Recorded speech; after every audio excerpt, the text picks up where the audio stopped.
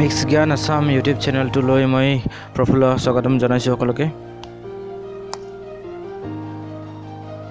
নমস্কাৰ বন্ধুসকল, আজি আমি যাবলৈ ওলাইছোঁ সৰ্থেবাৰী বৰপেটা জিলাৰ এটা বিশেষ ঠাই, য'ত বৰ্তমান চলি আছে মেলা আৰু মহোৎসৱ চলি আছে জগন্নাথ, আৰু তাত বিশাল এটা মেলা হয়। বলক আমি তালৈ যাওঁ।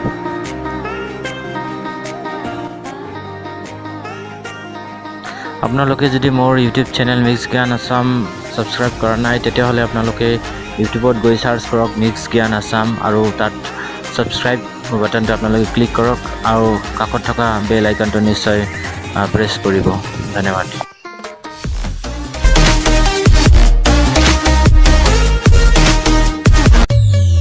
বৰ্তমান আমি আহি পাইছোঁ, উপস্থিত হৈছোঁ সৰ্থেবাৰী বৰপেটাৰ Sarthebari Barpeta Assam famous for bell metal, সকলোৱে জানে।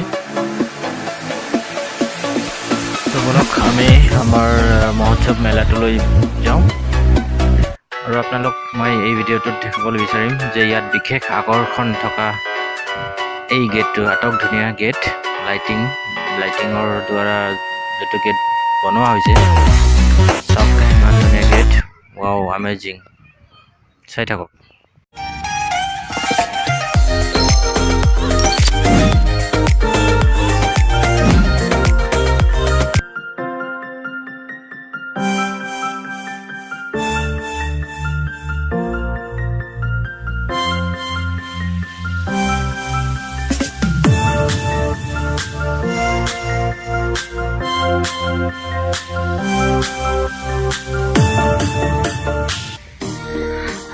প্ৰতি বছৰে এনেকৈয়ে ইয়াত জগন্নাথ পূজা উপলক্ষে ইয়াত সভা হয়, সভা মানে এটা মেলা হয়।